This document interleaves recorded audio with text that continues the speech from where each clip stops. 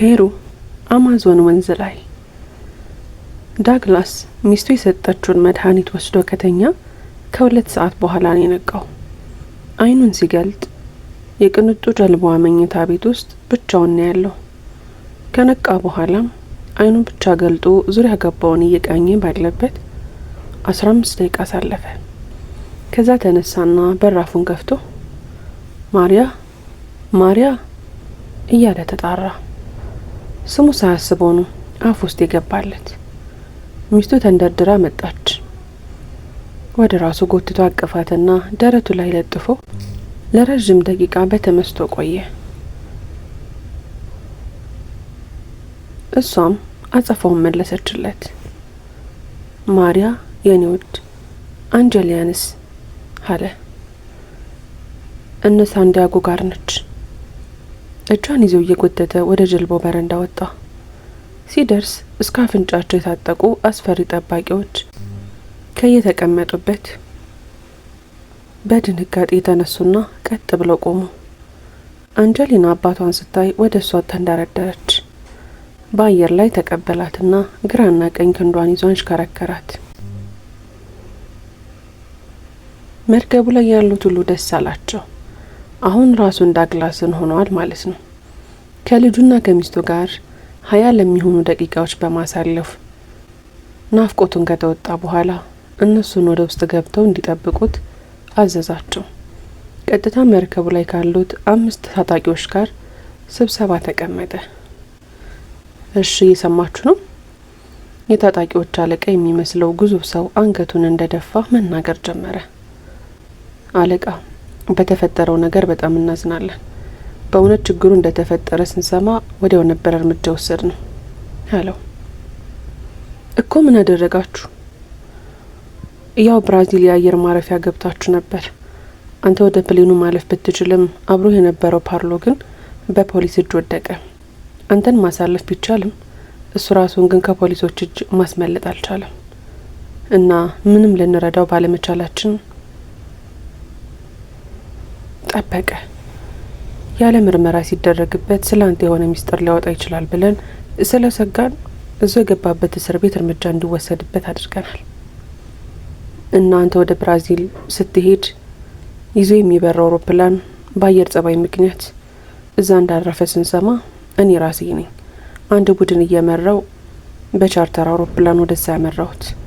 ከዛ ምናልባት የመንግስት ሰዎች ሆኑ የሲአይኤ ሰዎች እጅ ውስጥ እንዳትገባ ተጠንቀቀን ከሆቴል ስትወጣ አፍነን አስወጣን። ጥሩ ስራ ነው። እርግጠኛ ነኝ ምንም ያዝረከረካችሁት ነገር የለም።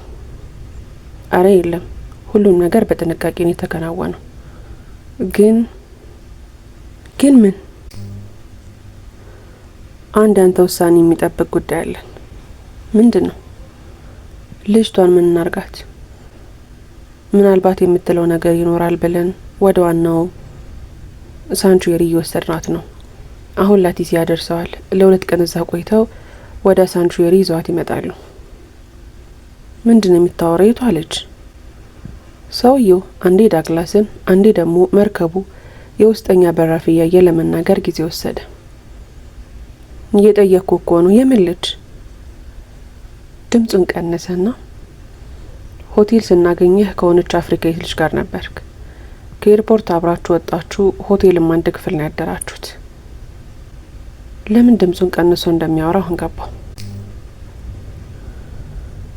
ከሴት ጋር አንድ ክፍል ውስጥ ማደሩን ሚስቱ ሰምታ ግርግር እንዳትፈጥር ነው። እሱ ግን ያ በብዙ አላስጨነቀው። እርግጠኛ ነህ እንደዛ አድርጊያለሁ? አዎ እርግጠኛ ነኝ።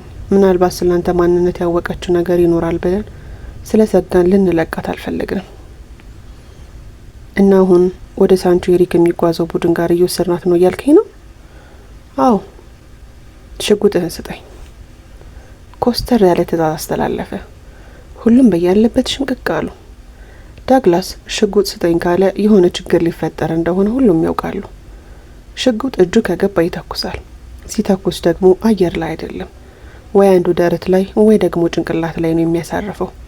በሚንቀጠቀጡ እጆቹ ሽጉጡን ከጎኑ መዞ ሰጠው። ግንባሩ ላይ ደቀነበት። እንዴት አንድ ምንነቷን የማታውቃትን መንገደኛ ሴት እየነዱ ወደ ግዛት ይዘዋት እንደሚመጡ ትእዛዝ ታስተላልፋለህ? ምን ተልእኮ እንዳላት ታውቃለህ? ማን እንደመራትስ? ጌታዬ፣ ከፍተኛ ጥንቃቄ አድርገናል። ሙሉ ቋን ሆነ በጠቅላላ ሰውነቷን አብጠርጥረን ፈትሸናል። አታስፈልግም ካልን አሁን ባለችበት እንዲያስወግዷት ማድረግ ይችላሉ። በፍርሃት በራደና በሚንቀጠቀጥ ድምጽ ሊያስረዳው ሞከረ። አይ መጀመሪያ አንተን አስወግድህና ትእዛዙን ራሴ ያስተላልፋለሁ። የሽጉጡን መጠበቂያ አላቀቀው። እጣቱን ምላጩ ላይ ያሳረፈ። በዚህ ቅጽበት ልጁ አባዬ አባዬ እያለች የጀልባውን በራፍ ከፍታ ወደ እሱ ተንደረደረች። ቶሎ ብሎ የደቀነውን ሽጉጥ ከሰውየው ግንባር ላይ አላቀቀና ጠረጴዛ ላይ ወርውሮ ከተቀመጠበት በመነሳት ወደ ልጁ ተንደረደረ። አቀፋትና ማበላት። ዝም ስትል ወደ ታጣቂዎች ዞረና ትእዛዙን አስተላለፈ። በሉ አሁን ጉዞን ቀጥል። እስካሁን ያባከነው ሰዓት ይበቃል። ዛሬ ካምፕ ገብተን ማደር አለብን። እሺ ጌታዬ፣ ልጅቷን በተመለከተ ትእዛዙን ላስተላልፍ አለ። እሱም እንደማሰብ አለና አይ ያንን እድል ማጣኸዋል፣ አሁን ራሴ የሚሆን አድርጋለሁ ብሎ ወደ ውስጥ ገባ። ጀልባዋም ተንቀሳቀሰችና ጉዞ ጀመረች። ወዲያው ነበር እጃቸው ላይ ያለችውን ሴት ገለው ማንም እንዳያገኛት አድርገው እንዲቀብሯት ላቲሲያ ለሚገኙት ጓደኞቹ ትእዛዝ ያስተላለፈው። ኮሎምቢያ አማዞን ወንዝ ታካ የተመሰረተች በአሳ ምርቷ የምትታወቅ ከተማ።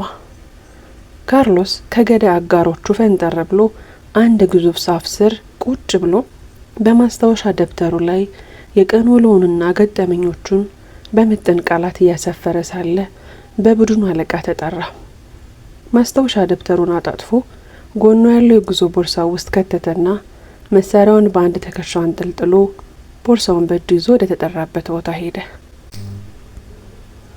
ቀጥታ ግባና ግደላት የሚል ትእዛዝ ነበር የተሰጠው። ምን? ካርሎስ አለቃውን በድንጋጤ ጠየቀ። ትልቁ አለቃችን ትገደል ብሏል፣ ግባና ግደላት። ኮስተር ብሎ በድጋሚ ትእዛዙን አስተላለፈ። እርግጠኛ ናችሁ ትገደል ብሏል? ሰውየው ያመሃል እንዴ? እኔ የተሳሳተ ትእዛዝ ሳስተላልፍ አይተኸኝ ታውቃለህ ነው ወይስ ፈራህ? ከፈራህ ግድ የለም፣ ሌላ ሰው በደስታ ያደርገዋል። እኔ እኮ ስለምትወዳት በፍቅር እንድትገላት እድሉ ልስጠህ ብዬ ነው እንጂ ሌሎች በደስታ የሚፈጽሙት ትእዛዝ መሆኑን አጥቻው አይደለም። ምንም ቢሆን እሷን እዚህ ድረስ በማጓጓዙ ካንተ እኩል የለፋ የለም። አይ አመሰግናለሁ፣ እኔው አድርገዋለሁ ብሎ በድንጋጤ ሐውልት ሆኖ ከቆመበት ተንቀሳቀሰና ኑሐሚ ወዳለችበት ጉዞ ጎጆ መጠጋት ጀመረ። እነሱ እንዲገድሏት ማድረግ እችላለሁ ማለቱ ሰውነቱን በድንጋጤ ነው ያደነዘዘው። እነዛ ለአውሬ የቀረበ ባህሪ ያላቸው የእድሜ ዘመናቸውን በጫካ ሲሽለከለኩ የሚኖሩ ስለሆኑ እንደዚህ አይነት አጋጣሚ ሲያገኙ በተለይ ተገዳዩዋ ሴት ስትሆን ምን እንደሚያደርጉ ከልምድ ያውቀዋል። መሞቷ ካልቀረማ ቢያንስ በክብር እንድትሞት ማድረግ አለብኝ ሲል አሰበ። ሽጉጡን ከወገቧ ወጣና ውስጡ ስንት ጥይት እንዳለው አረጋገጠ። በትከሻው አንጠልጥሎት የነበረውን ጠመንጃ በቅርብ ርቀት ለሚገኝ ለአንዱ አቀበለውና ልክ የገዛ ራስን ግደል እንደተባለ ሰው እግሮቹን መሬት ላይ የጎተተ ኑሐሚ ወዳለችበት ክፍል መራመድ ጀመረ። ስማ፣ ትእዛዝ ሰጪው ድጋሚ ያስቆመው። ተቀያሪ ትእዛዝ ይኖር ይሆን በሚል ተስፋ በፍጥነት ዞረ። እዚህ እሷን መግደል የመንደሩን ነዋሪዎች ትኩረት ይስባል። አንድ ሰው ጨምረና ወደ ጫካ ወስዳችሁ በማስወገድ በስርዓት ቅበሯት። ደግሞ እንዳታስረጋረኩ። ምንም ሳይመልስለት ወደ ውስጥ ገባ።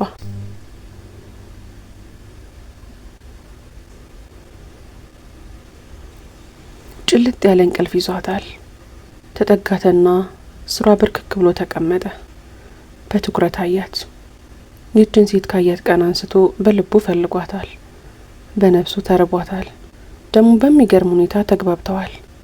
በጥቂት ቀናት ውስጥ እንደ አጋችና ታጋች ሳይሆን የአማዞን ተፈጥሯዊ ውበትን ለማድነቅና በአምላክ ተአምራ የመፍጠር ብቃት ለመደነቅ ከሆነ የዓለም ጥግ ተስማምተው በመምጣት አብረው እየተጓዙ እንዳሉ የልብ ጓደኛሞች ብዙ ነገሮችን ተጫውተዋል።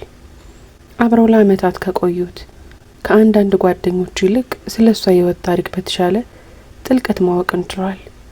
ኢትዮጵያዊ እንደሆነች በልጅነቷ እናትና አባቷ ራሳቸውን አጥፍተው እንደተገኙ እሷ ግን በሰው ልጅ ተገድለዋል ብላ እንደምታመን፣ አንድ ከራሷ በላይ የምትወደው መንትያ ወንድም እንዳላት፣ ከወንድሟ ጋር የህፃናት ማሳደጊያ ገብተው እንደነበር፣ ከዛ ጎዳናም ወጣው ለዓመታት ኖረው እንደሚያውቁ ብዙ ነገር ነግረዋለች። አንድ የደበቀችው አንኳር ነገር ቢኖር ለኢትዮጵያ የደህንነት መስሪያ ቤት ሰላይ በመሆን ለዓመታት መስራቷንና የሰላም ሆነ የወታደራዊ እውቀት እንዳላት ነው።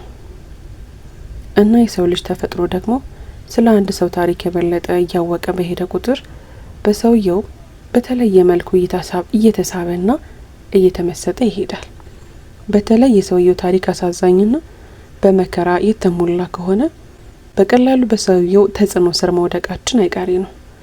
ከእንደዚህ አይነት ሰው ጋር ብዙ እየተቀራረበን በሄደን ቁጥር በፍቅሩ የመውደቃችን እድል ለ100% የቀረበ ነው። አሁን ካርሎስን ያጋጠመው ያ ነው። በሀዘን ልቡ እየተኮማተረች ሚንቀጠቀጥ እጁን ትከሻዋ ላይ ያሳረፈና ነቀነቃት። ማራኪ ህልም ላይ ስለነበረች በርግጋ ተነሳች። አይዞሽ፣ አትደንግጪ፣ ተነሽ ፈልጊሽ ነው አላት። አይዞሽ አትደንግጪ ማለቱ ለራሱ አስገረመው። ልክ ቀይ የጽጌረዳ አበባ አስታቅፎ ፍቅር ወደምታይበት ልዩ ሰገነት ላይ ይዞ እንደሚሄድ አይነት ነገር ነው ያስመሰለው። ለጊዜው ሊጠነቀቅላት ፈልጎ ቢዋሻትም ከደቂቃዎች በኋላ እንደምትገደል ስታውቅ በህይወቷ ከደነገጠችው ድንጋጤ የመጨረሻውን ድንጋጤ መደንገጥ የት ይቀራል? ቀልጠፍ ብላ ተነሳችና ቆመች። ምን ነው ጉዞ ልንጀምር ነው አይደል? አይ እኛ ቀድመን መጓዝ ልንጀምር ነው። እነሱ ቀስ ብሎ ነው የሚከተሉን። አስፈላጊነቱ ምኑ ላይ እንደሆነ ባያውቅም ዋሻት። ተያይዘው ሲወጡ ከሱ ጋር የተመደበው ሰው መሳሪያውን በትከሻው አንጠልጥሎ የሷን ቦርሳ በእጁ ይዞ እየጠበቃቸው ነው። ዝም ብሎ እጇን ያዘና ከአማዞን ወንዝ በተቃራኒው ወደ ጥቅጥቁ ጫካ የምትወስደውን ቀጭን የእግር መንገድ ተያይዘው መንገድ ጀመሩ። ይህ መንገድ ግን ወደ መጣንበት አቅጣጫ የሚወስድ አይደል እንዴ? በጥርጣሬ ጠየቀች። አይደለም፣ ትንሽ ከተጓዝን በኋላ እንታጠፋለን ሲል ድጋሚ ዋሻት። ከዛ በኋላ ለ10 ደቂቃ ያህል ጫካውን ቁጥቋጦ እየገፉና እሾክና እንቅፋቶችን ከፊታቸው እያስወገዱ ወደፊት ከመጓዝ ውጪ በሶስቱም መካከል ምንም ንግግር አልነበረም። ኑሃሚ የህይወቷ የመጨረሻ ጫፍ ላይ እንደደረሰች ተሰምቷታል። ከቡድኑ ነጥለው ወደ ጫካው እየነዷት ያለው ለሰላም እንዳልሆነ ወዲያውን የገባት። በተለይ የካርሎስ መርበትበትና በፊቱ ላይ የተመለከተችው ያለው ሀዘን በጥርጣሬው እርግጠኛ እንድትሆን አድርጓታል።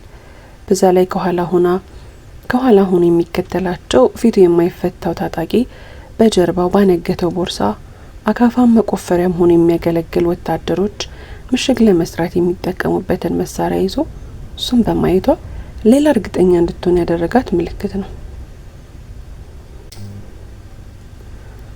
አካባቢን ማጥናት፣ ማንኛውንም እንቅስቃሴ በንቃት መከታተል፣ ከዛ የይሆናል ትንባዮችን አስቀምጦ ከቅርቃሩ ለመውጣት የሚያስችሉ አማራጮችን በፍጥነት ማስላት በሰለላ ህይወቷ የቀሰመችው ትምህርት ነው እና ዝም ብላ መሞት እንደሌለባት ራሷን እያሳመነች ነው።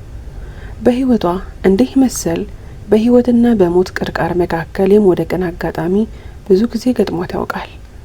በ5 ሰዎች ተከባ ልትገደል ብላ ግማሹን ገንድሳ ግማሹን ገድላ ነጻ የወጣችበትና ህይወቷን ያተረፈችበት አጋጣሚ ነበር።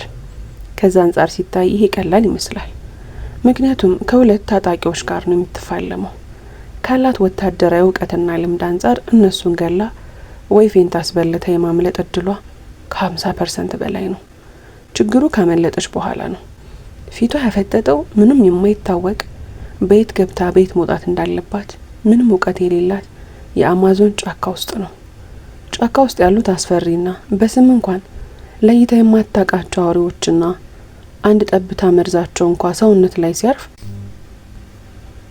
በሰከንድ ውስጥ የሚያደርግ ተሳቢ እንስሳትና በራሪ ነፍሳት ጋር ነው።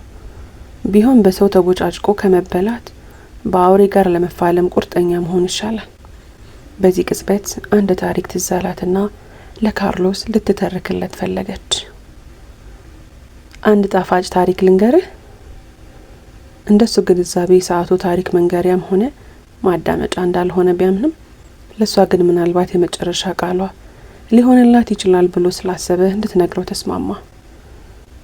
ጨቋኝ ገዥ ወይም የሰው ልጅ ከገዳይ ነብር የበለጠ አስፈሪ እንደሆነ የሚያስረዳ ታሪክ ነው። ገባኝ፣ ንገሪኝ። ከአንድ የድሮ መጽሐፍ ላይ ያነበብኩት ታሪክ ነው። በአንድ ወቅት በቻይና ግዛት ውስጥ በምትገኘው በታይ ተራራ ስር በሀዘን ተቆራምዳ እንባዋን እያዘራች የምትኖር ሴት ነበረች። የዚህችን ሴት ታሪክ ኮንፌሽየስ ሰማና አስጠራት። ከዛም አንቺ ሴት ምን ሆነሽ ነው እንዲህ ሀዘን የበላሽ ሲል ጠይቃት። ሴቷም በተራራው ላይ የሚኖረው ነብር ባሌን፣ የባሌን አባትና ብቸኛ ልጄን በየተራ እየቀረጣጠፈ በላብኝ፣ በዛ ምክንያት ነው ሀዘኔ ጥልቅ የሆነው ብላ መለሰችለት።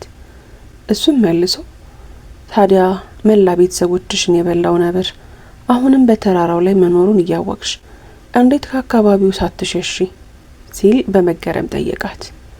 ሴቷም ቦታውን ለቅቄ ያልተሰደድኩት ጨካኝ ገዢ የሌለበት ብቸኛ ስፍራ ስለሆነ ነው ስትል መለሰችለት። ሰውየውም ወደ ደቀ መዛሙርቱ ዞሮ አያችሁ፣ ጨቋኝ ገዢ ከገዳይ ነብር የበለጠ አስፈሪ እንደሆነ ከዚች ምስኪን ሴት ታሪክ ተማሩ አላቸው። እኔም አሁን እዚህ አማዞን ደን ውስጥ ካሉት አውሬዎች በላይ ጨካኝ የሆኑ የሰው ልጆች ናቸው ያስፈሩኝ ያሉት ብላ ታሪኩ እንደመደመችው። አልተሳሳትሽም። የሰው ልጅ መጨከን ከጀመረ ወሰኑ አይደረስበትም። እኔ ምልህ አሁን ልትገሉኝ ነው አይደል? ጥያቄው አስደነገጠው። ምን ብሎ እንደሚመልስላት ግራ ስለገባው ዝም አለ። አትጨነቅ፣ ግን ያልገባኝ እንዲህ ልትገሉኝ ይህንን ሁሉ ቀን እኔንም ማንከራተት እናንተንም ከኔ ጋር መንከራተት ለምን አስፈለገ? ትዕዛዙ የደረሰን አሁን ነው። ትዕዛዙን የሚሰጠው ማን ነው? አለቃችን ነው። ካለበት ቦታ በሳተላይት መገናኛ ነው ከደቂቃዎች በፊት ትገደል ያለው። ይገርማል። ቆይ ግን ከኔ ጋር ያገናኛችሁት ሰውዬ ገላችሁታል አይደል? ፈገግ አለ። የፊቱን ፈገግታ በቆረጣ እየታየችውና ተበሳጨችበት። ምን ነው የሰው መገደል ያስቃል እንዴ? አረ በፍጹም፣ እንደውም በተቃራኒው ልቤን የሚሰባብረው። አይ ስትሰቃየሁ ብዬ ነው። ጥያቄሽ ነው ያሳቀኝ። አንቺ እንድትገደይ ትዕዛዙን ያስተላለፈው አለቃችን አሁን አንቺ የምትጨነቂለት ዳግላስ መሆኑን ሳስብ ነው ያሳቀኝ። አየሽ፣ ዓለም በእንደዚህ አይነት ገራሚ ንጻቶች የተሞላች ነች። እርምጃዋን ገታችና ባለችበት ቆመች። ከኋላ እየተከተላቸው ታጣቂ አይኑን አጉረጠረጠ። የጓደኛውም ሆነ የተገዳዩ ነገር ስራ ምንም አላማረው። ጣልቃ ላለመግባት ነው እንጂ ወሬያቸው አልተመቸውም። ምክንያቱም እሱ ስፓኒሽኛ ተናጋሪ ሲሆን እነሱ እያወሩ ያሉት በእንግሊዘኛ ነው። እሱ ደግሞ እንግሊዘኛ ጆሮ ቢቆረጥ አይሰማም። ማለት ከኔ ጋር ያገታችሁት በሌላ ጀልባ ወደ ሌላ ስፍራ ወሰዳችሁት ዳግላስ የእናንተ አለቃ ነው? ማመን ስላልቻለች ደግማ ጠየቀችው። አዎ፣ እሱ የኛ ብቻ ሳይሆን በሺ የሚቆጠሩ ሌሎች የታጣቂ ቡድኖች መሪ፣ የጫካው ንጉስ የተባለ የሚጠራ ከፍተኛ ቢሊዮን ዶላሮችን የሚያንቀሳቀስ ከፔሩ፣ ኮሎምቢያ፣ ፓናማ፣ ነጋራጎ፣ ጉታማላ፣ ሜክሲኮ አልፎም አሜሪካ ድረስ ውስጥ የሚቆጣጠረው የንግድ መስመር ያለው በ3 በ4 ሀገራት የደህንነት ሰዎች የሚፈለግ ዓለም አቀፍ የኢንተርፖል ተፈላጊዎች ስም ዝርዝር ውስጥ የመጀመሪያው ገጽ ላይ ሰፈረ ተአምረኛ ሰው ነው። የሚላትን ማመን እያቃታት ነው። እናሱ እንደዛ አይነት ሰው ከሆነ ለምን ከኒኮል አፈናችሁት ስትል ጠየቀች። ሰውየው መድኃኒቱን በጊዜ ካልወሰደ ከፍተኛ የመርሳት ችግር አለበት። ማለት ራሱንና ማንነቱን ሙሉ በሙሉ እስኪዘነጋ ድረስ ይረሳል። ከአንቺ ጋር ሊማ አየር ማረፊያ ተገናኝታችሁ እዛ እስክታርፉ ድረስ ከዛም ሆቴል ይዛችሁ ስታድሩ ሁሉ ያጋጠማችሁ ያ ነው። በወቅቱ ችግሩ እንደተፈጠረ ስናውቅ በግል ቻርተር አውሮፕላን እናንተ ወዳላችሁበት መጣን። ቀጥታ ሄደን ብናናግረው አላቋችሁም ሊል ይችላል። ክርክር ብንገጥም ጭቅጭቅ ቢነሳ ደግሞ ትኩረት እንስባለን።